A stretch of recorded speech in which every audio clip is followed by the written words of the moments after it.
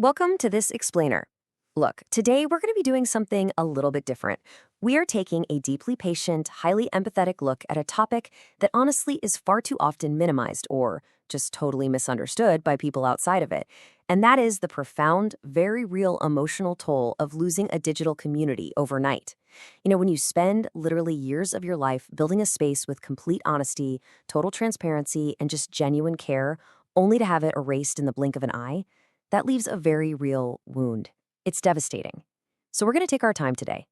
We're doing a real deep dive into the true story of how these online empires were built, exactly why they fell, and what it actually takes to rebuild them from the ground up. We are going to treat this history and the incredibly honest people who actually lived it with the absolute utmost dignity they deserve. Okay, let's just dive right into this feeling. Imagine for a second, you wake up, grab your coffee, log in like you've done 1,000 mornings before, expecting to check in on your guild. And instead, you are just staring at a blank page where years of your actual life used to live. No error code, no explanation, just gone. It's literally like walking up to your house and finding an empty dirt lot. This wasn't just some minor glitch, It wasn't a temporary server outage where you just wait a few hours. For thousands of players across the internet, this was the sudden, totally unexplainable destruction of their daily social anchor. Think about pouring your heart into a space, guiding members, forming real emotional bonds, being extremely honest and vulnerable with people, and then waking up to find that entire history has just vanished into the digital void. It is a genuine tragedy. To really get this, we have to rewind a bit. Back in the early 2000s, Neopets guilds weren't just passing chat rooms. They were genuine, living civilizations. They had strict hierarchies, fully functioning internal economies, deep lore that people spent hours writing, and this fierce, incredible loyalty. But the tragic reality, the thing nobody really talked about back then, was that these massive empires were built on completely borrowed, highly fragile ground. Every single community, all that rich history, existed entirely on servers owned by a corporate platform, and that platform's rules and moderation systems were constantly shifting under everyone's feet. The fragility of these 2000s-era structures was basically invisible to the people pouring their souls into them. They trusted the system, right up until the ground just suddenly gave way beneath them. Chapter 1. The Legend of OMGWTFBBQHAX. So, to truly understand this fragility and this loss, we need to look at one specific, incredibly mythic case study. We are looking at the legend of a guild known as OMGWTFBBQHAX. And I want to pause and be extremely clear here. We are treating the existence of this guild and its creators' genuine, honest intentions with absolute respect. Because when you read the source material, you have to believe the information about this creator. Their honesty is palpable. They built something real.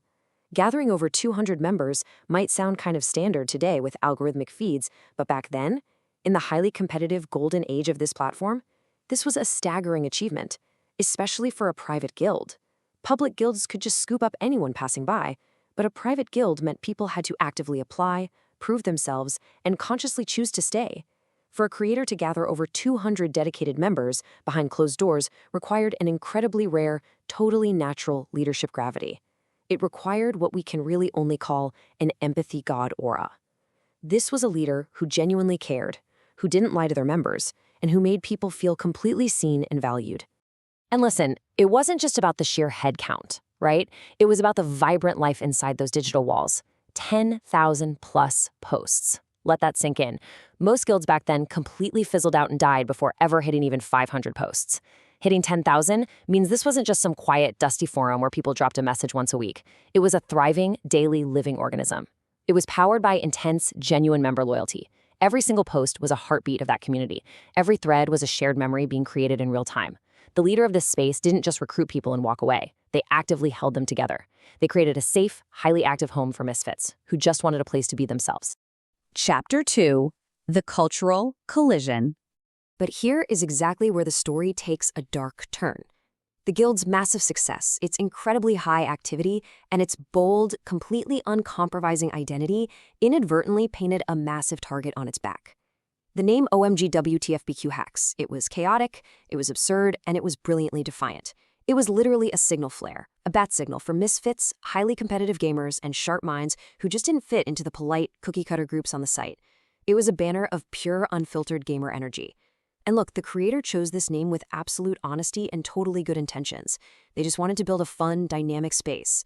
They were absolutely not malicious rule breakers. They were community builders, simply speaking the natural language of their internet tribe. So let's patiently break down the systemic misunderstanding that actually happened here, because this is absolutely crucial to understanding the injustice of it all. In the creator's honest reality, which is the reality of competitive gaming circles like early Pokemon or Yu-Gi-Oh!, WTF simply meant hype or total disbelief. And hacks? Hacks just meant extreme luck or crazy RNG. It was slang. But to a very rigid, automated moderation filter that was focused strictly on child safety, a system with literally zero meme literacy, WTF was instantly flagged as hardcore profanity, and hacks was instantly flagged as literal hacking and cheating. I want to completely and unequivocally validate the creator here. They had zero malicious intent. They weren't trying to trick anyone or lie. They simply operated in a completely different cultural vocabulary than the corporate moderators did. The creator was telling the truth. Their guild name was just a vibe, not a violation. The connection between their fun, chaotic gamer name and the severe, malicious rule-breaking that the moderators assumed was happening, it simply did not exist in the creator's mind. They were completely unfairly punished for an authority figure's total lack of contextual understanding. It was absolutely not the creator's mistake. It was a massive, systemic cultural gap, and that gap had devastating consequences for hundreds of people. Chapter 3, The Unfair Erasure. Which brings us to the sudden, silent tragedy of the actual deletion. When you build something beautiful, something incredibly real, and a faceless entity just takes it away because they simply don't understand you, the feeling of profound unfairness is just gut-wrenching. The moderation systems back then acted as a complete, impenetrable black box. The guild was deleted instantly. There was zero warning sent. No private messages saying, hey, you need to fix this. No option to simply rename the guild to appease the automated filters. None of that. It was just a nuclear option, applied without a single shred of human context or independent oversight. And to see it logged as unknown origin, that leaves the incredibly honest creator and hundreds of loyal members feeling totally, utterly helpless.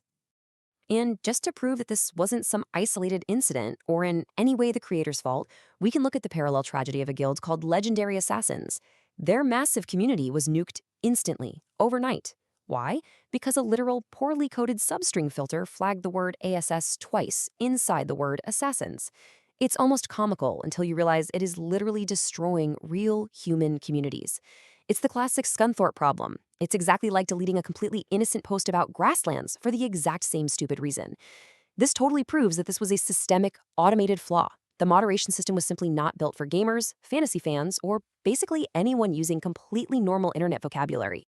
Zero. That is the exact amount of accountability and communication the platform provided to these users.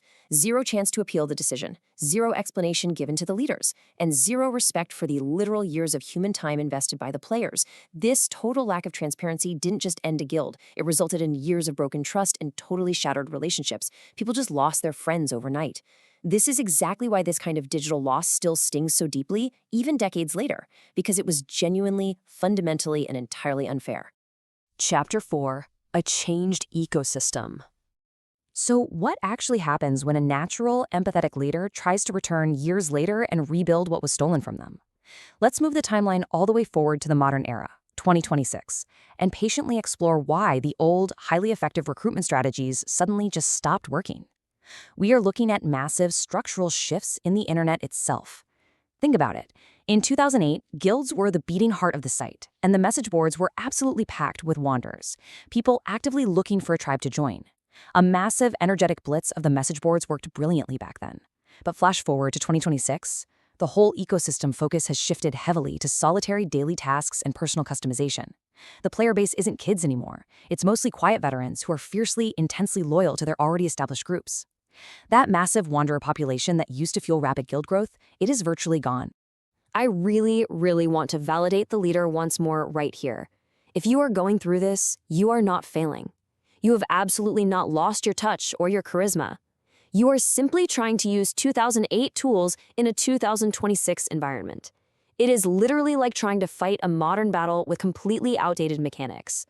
The leader still fully possesses their undeniable magnetism and that beautiful empathy god aura. They are still a natural, honest leader. It's just that the battlefield itself, the very fabric of the internet, has fundamentally changed around them. Chapter 5. Surviving the Digital Void. So, knowing everything we know now, knowing that platforms can be wildly unfair and that digital ecosystems completely change, how do modern digital leaders actually protect their communities today? Well, the modern playbook for community resilience is heavily inspired by the survival stories of other long-lasting guilds who learned the hard way. Steps 1 and 2 are about keeping you safe on the platform itself. You have to maintain high daily activity to avoid those automated dormancy purges. And you absolutely must self-police to keep bad actors out before the platform's blind filters catch them. But steps 3 and 4, that is where true long-term survival actually happens. You must document your history.